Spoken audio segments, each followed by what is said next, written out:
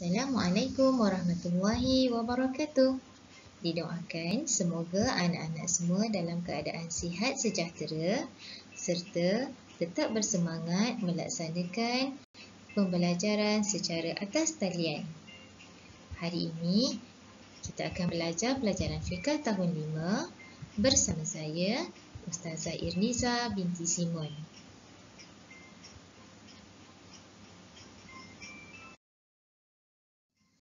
Kita akan meneruskan pelajaran fiqh dengan tajuk Solat Orang yang Sakit.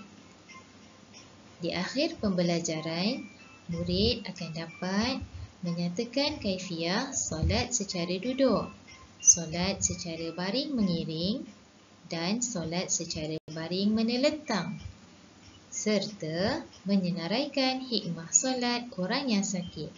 Insya-Allah.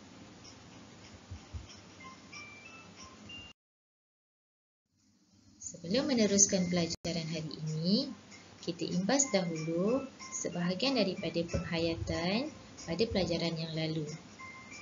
Seseorang yang berkemampuan untuk berdiri wajib memulakan niat dan takbiratul ihram dalam keadaan berdiri. Sekiranya tidak mampu rukuk, barulah boleh meneruskan solat dengan duduk di atas kerusi untuk rukun-rukun solat yang seterusnya.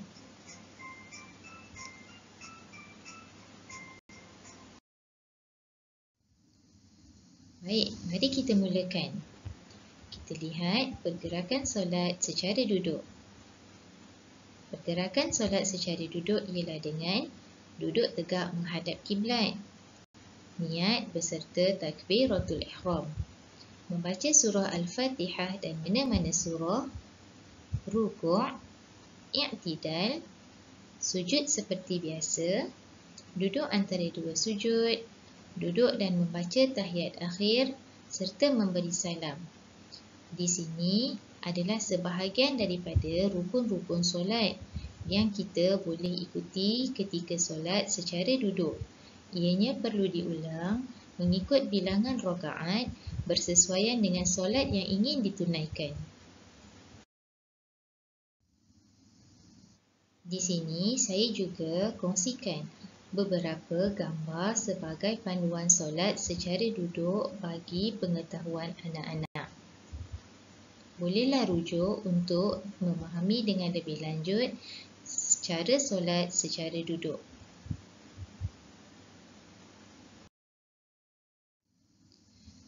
Seterusnya, solat secara baring mengiring.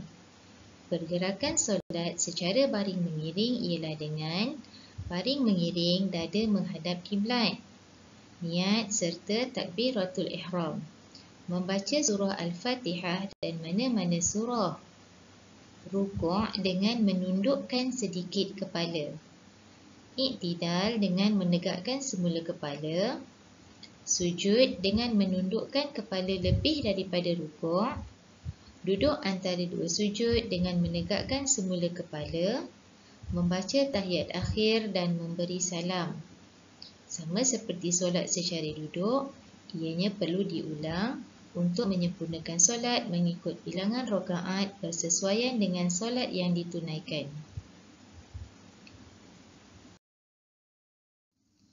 Ini adalah contoh lain bagi pergerakan solat secara baring mengiring. Anak-anak bolehlah lihat satu persatu cara pergerakan solat secara baring mengiring ini. Semoga dapat memberi lebih kefahaman dan jelas tentang pergerakan-pergerakan solat tersebut. Mari kita teruskan lagi. Kita lihat pergerakan solat secara baring menelentang. Baring menelentang dan menghadap kiblat. Tinggikan sedikit bahagian dada dan kepala sekiranya mampu sebagai isyarat menghadap kiblat.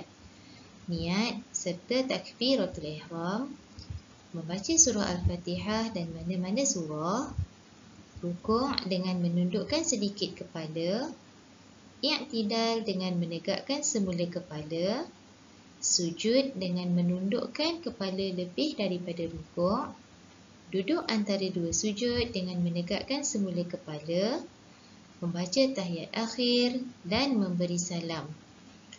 Sama seperti solat secara duduk dan solat secara baring mengiring. Rukun-rukun ini perlu diulang mengikut bilangan rakaat bersesuaian dengan solat yang ditunaikan. Berikut adalah pergerakan solat secara baring menelentang. Semoga dapat memberi lebih kefahaman kepada anak-anak. Baik, demikianlah tadi pergerakan solat secara duduk, baring mengiring dan baring menelentang yang dapat saya kongsikan pada hari ini. Semoga memberi manfaat.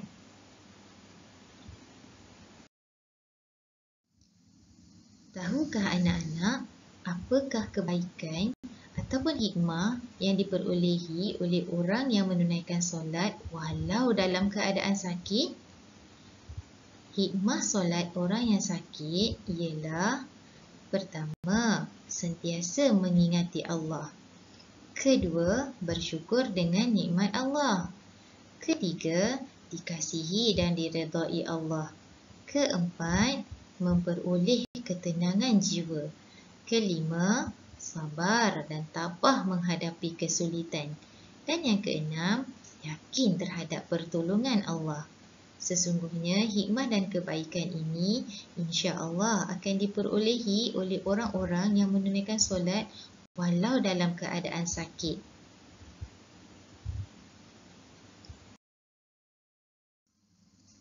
Itu sahaja untuk hari ini.